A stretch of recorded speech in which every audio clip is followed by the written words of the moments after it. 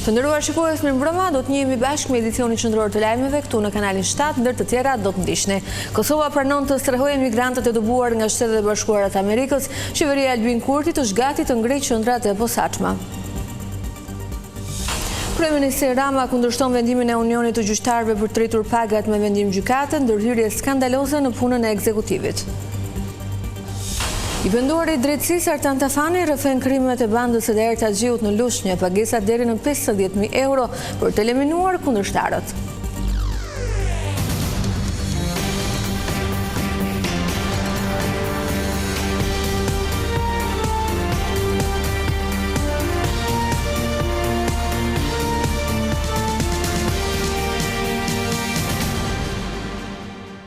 Vjojmë gjërësisht, Kosova do strehojë migrantët e dëbuar nga Shtetet e Bashkuara të Amerikës. Lajmi është bërë i konfirmuar zyrtarisht nga qeveria në Prishtinë, e cila ka bërë të ditur se po mbajnë kontakte me departamentin e shtetit, ndërkohë pak ditë më parë ishte presidentja Vjosa Osmani që la të hapur mundësinë e ngritjes së këtyre qendrave.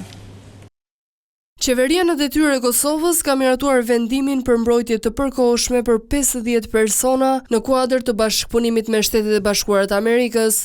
Gjatë kohës së qëndrimit në Republikën e Kosovës, persona do të veprojnë në përputhje me legjislacionin në fuqi dhe do të gëzojnë të drejtat e përcaktuara me legjislacionin në fuqi, thuhet në vendimin e qeverisë së Prishtinës. Përgjatë një periudhe 1 vjeçare, deri në 50 persona mund të zhvendosen përkohësisht me qëllim të lehtësimit të kthimit të tyre të sigurt në vendin e prejardhjes. Qeveria ka shprehur gatishmërinë që të angazhohet me mundësinë për të përzgjedhur individ nga një listë e propozuar për aq sa ata i plotësojnë kriteret e caktuara lidhur me sundimin e ligjit dhe rendin publik. Disa ditë më parë, Departamenti i Shtetit konfirmoi se vendet e rajonit të Ballkanit janë përfshirë në kontaktet e brendshme të një strategjie më të gjerë amerikane për dobimin e shtetasve të huaj pa status të rregulluar. Gadashi theksuan gjithashtu se bashkëpunimi i vazhdueshëm me qeveritë e huaja është kyç për parandalimin e emigrimit të palishëm dhe masiv si dhe për sigurinë kufitare. Saka qeveria në detyrë e Kosovës ka shprehur gjithashtu gatishmëri për të diskutuar edhe me Mbretërinë e Bashkuar propozimin për ngritjen e qendrave të kthimit në Kosovë për azilkërkuesit e refuzuar nga Ishulli Britanik.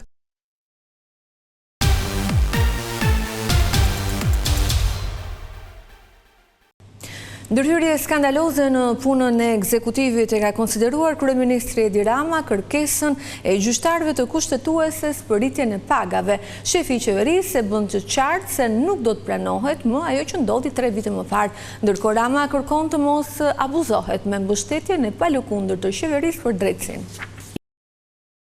Për herë të parë pas zgjedhjeve të 11 majit, kryeministri Edi Rama ka bërë një reagim ndaj sistemit të drejtësisë. Ai shfryzoi rrjetet sociale për të komentuar padinë e Unionit të Gjyqtarëve në kushtetuese, nëpërmjet së cilës ata kërkojnë rritjen e pagave. Kryeministri solli në vëmendje se të njëjtën rrugë gjyqtarët kanë ndjekur edhe 3 vite më parë, kur kanë rritur pagën me vendim gjykate. Edhe pse në leximin e kryeministrit rritja e rrogave është kompetencë e pushtetit ekzekutiv, e jo atij gjyqësor. Kjo ndërhyrje skandaloze e gjyqësorit në kompetencat e ekzekutivit, me sa duket i ka shijuar Unionit aq shumë, sa pas rritjes së pagave të administratës në maj të vitit 2023, Unioni i Gjyqtarëve tani kërkon përsëri nga gjykata rritjen e pagave të gjyqtarëve. Ndërkohë që në vitin 2022 Unioni donte garantimin e një shume bazë pavarësisht të çdo llogaritjeje, sot kërkon që si pasojë e rritjes së pagës së administratës, të rritet paga edhe gjyqtarëve dhe jo pak, por plot 700 euro. Kryeministri theksoi se gjyqtarët nuk mund ta shohin si privilegj të përjetshëm rritjen e lartë të pagave të tyre për të mbështetur reformën në drejtësi. Sipas Unionit, kjo republikë do të jetë përjetësisht e vetmja në botë ku gjykatësit nuk do të lejojnë ngjitjen e piramidës së thyer të pagave, sepse ndryshe nga gjithë bota, në Shqipëri pagat e tyre nuk do të rriten me qeveri e parlament, por me gjyq. Kryeministri dha një mesazh edhe për anëtarët e gjykatës kushtetuese, të cilët do të shqyrtojnë padinë e kolegëve të tyre. Unë uroj shumë që shakaja e hidhur e gjykatës kushtetuese herën e parë, të cilën ne e pranuam në heshtje si një lajthitje që duhej kapërdir për hir të respektit me heshtje të një vendimi të gjyqësorit, të mos përsëritet, sepse heshtja ndaj çfarëdo abuzimi me mbështetjen tonë për drejtësinë nuk është më një opsion për ne. Unioni i Gjyqtarëve ka kërkuar nga kushtetuesja shfuqizimin e 2 neneve në ligjin për statusin e gjyqtarëve dhe prokurorëve në Republikën e Shqipërisë dhe kanë kaluar filtrin e parë, pasi në datën 20 maj, gjykata kushtetuese ka vendosur kalimin e çështjes për shqyrtim në seancë plenare. Me kërkesë të kandidatit të Partisë Demokratike Xhemal Gjungshi janë hapur këtë mërkur 42 kuti të qarkut të Dibrës. Rinumërimi është bërë vetëm për votat e kandidatëve të opozitës pas pretendimeve për parregullsi nga procesi ka rezultuar se numërimi i votave ka patur probleme, por jo sa për të ndikuar në ndarjen e mandateve. Ndërkohë, kandidati të Përparim Spahiu janë shtuar në mënyrë të padrejtë 49 vota, ndërsa 8 vota janë dhënë edhe Basir Çollakut. Ndërkohë, kandidati Xhemal Gjungshi janë hequr 17 vota pas procesit të rinumërimit. Kandidati Përparim Spahiu mbetet më i votuar i PD me 54 vota më shumë se sa Xhemal Gjungshi.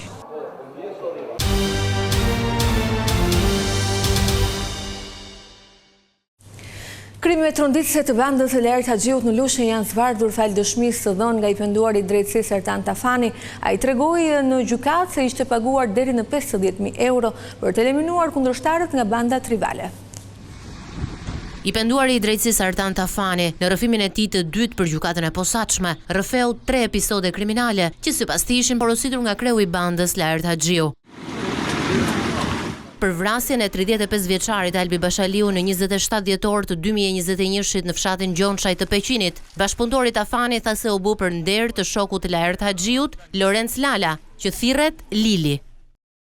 Lajerti më tha që duhet ta bëjmë këtë punë për Lorenc Lalën. Lili është krau i djathtë i Sajmir Taulllaut. Lili mbante lekët e këtyre, Lajertit, Sajmirit. Ka qenë ora 4 e mëngjesit, na kishte thënë Lajerti që të bënim vrasje në fshat. Kishim marrë me silenciator, ma dha Bledar Berberi.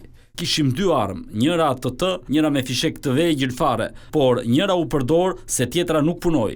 Me sa mbaj mend e kam shkrepur 4 herë, 2 herë në gjoks, 2 herë në shpatull. U qëllua me 6 fishek me sa mbaj mend. Pasi mbaruam punë, nuk na ndizej makina. E dogjëm makinën te vendi ku kishim lënë makinën tjetër për të ikur. Kemi marrë një pjesë të lekëve të vrasjes së Albi Bashaliut, fillimisht 30.000 euro. Mos gaboj mi dha lekët babai i Lajertit, Qamili. Në total morëm 50.000.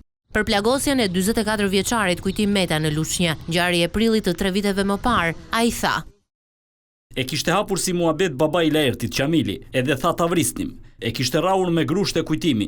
Kërkonte ta vriste me thik se po të ishte me plumb, do kuptoj që e kishte bërë Lajerti. Kujtimi ishte i ulur në një lokal ngjitur me banakun përballë. Qëllova me armë drejt tij. Sapo godas unë, ky hidhet nga karrika. Pastaj e qëllova prap. 8 fishek që kisha i qëllova. Ky duke ikur në përçimen do unë e qëlloja, sa më mbaruan fishekët. E gjuajta dhe nga mbrapa. U mundova ta shënjestroj. Me sa dëgjova në lajme, e kishte kapur në bark. I mbrojturi i drejtësisë tregon se të dyja këto krime janë kryer me të njëjtën armë dhe me të njëjtën makinë. Tronditse është edhe se si Tafani me antarët e grupit të Lajert Haxhiut i grabitën një çifti të rinj automjetin Benz në kërcënimin e armëve, duke qenë të maskuar si polic. Vëllai i penduarit të drejtësisë Nureddin Dumani është ekstraduar këtë mërkur në Shqipëri pas arrestimit pak kohë më parë në Dubai. Ai do të përballet në Tiranë me akuzat për vrasje dhe për grabitje me armë. Personi që shikoni në foto është Dashnor Dumani, vëllai i Nureddin Dumanit. 40 vjeçari u ekstradua sot në Shqipëri pasi më herët ishte arrestuar në Dubai. Sjellja e tij në Tiranë nga Emiratet e Bashkuara u bë me qëllim që ai të përballet me disa akuza të rënda të ngritura nga SPAK. Ekstradimi është bërë nën masa të rrepta sigurie.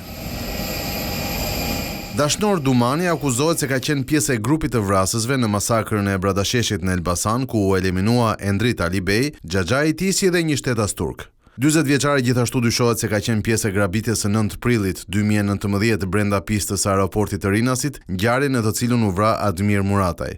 Kjo grabitje çoi në përçarjen e grupit në muajt dhe vitet në vijim për shkak të ndarjes së parave, duke sjell disa vrasje të tjera. Bashkë me Dashnor Dumanin u ekstradua nga Dubai edhe Armis Stafa, gjithashtu i akuzuar si i lidhur me bandat kriminale. Stafa, i cili u arrestua në 27 maj të këtij viti, akuzohet se ishte antar i grupit të vëllezërve Çopja të Elbasanit. Sipas dosjes së SPAK, Armis Stafa përmes shitblerjes së makinave dyshohet se ka pastruar lekët e grupit kriminal që vinin nga trafiku i drogës.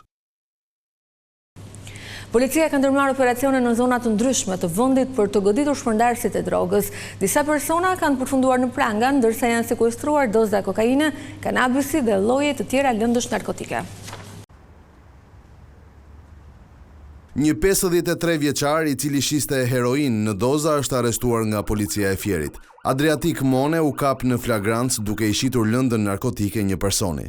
Ndërkohë, gjatë kontrollit në banesën e tij, efektivët sekuestruan doza heroine të tjera, një sasi kanabisi në trajt çokolate, peshore elektronike, krehër pistolete dhe shumë aparash të përfituara nga veprimtaria e tij kriminale. Edhe në Shëngjin, policia identifikoi 4 persona që shisnin doza të lëndëve të ndryshme narkotike në zonat e frekuentuara nga pushuesit. 3 prej tyre ranë në pranga, ndërsa tjetri është shpallur në kërkim. Policia sekuestroi disa doza kokaine dhe kanabisi, kanabis në trajt çokolate, ekstazi, kërpudha halucinogjene, një automjet dhe 3 celular që përdoreshin për këtë veprimtari kriminale. Ndërsa në Shkodër, policia arrestoi një 19 vjeçar që ishte i shpallur në kërkim pasi u kap me 2 kalashnikov. Është ndarë nga jeta në moshën 81 vjeçare regjizori, aktori dhe skenaristi i njohur shqiptar Leka Bungo. Lajmi u bë i ditur nga familjarët e tij. Leka Bungo lindi në 28 shkurt 1944 në Vlorë dhe ishte një nga emrat më të fikatur të artit shqiptar me kontribute të rëndësishme në teatr, film dhe televizion. Ai ka kryer shkollën e lartë për aktor në Aleksandër Mojsiu dhe më vonë një kurs një vjeçar për regji në Institutin e Lartë të Arteve. Regjizori ka lënë një trashëgimi të pasur në fushën e teatrit dhe kinemas shqiptare. Ai ka shkruar dhe realizuar dhjetra drama dhe komedi, të cilat janë shfaqur në skenat teatrore shqiptare. Së fundmi, një nga veprat e tij më të njohura është komedia e zezë Testamenti, e shfaqur në Teatrin Kombëtar vitin e kaluar. Ktu kemi përfunduar, unë falenderoj për vëmendjen, bashkë natën e mirë.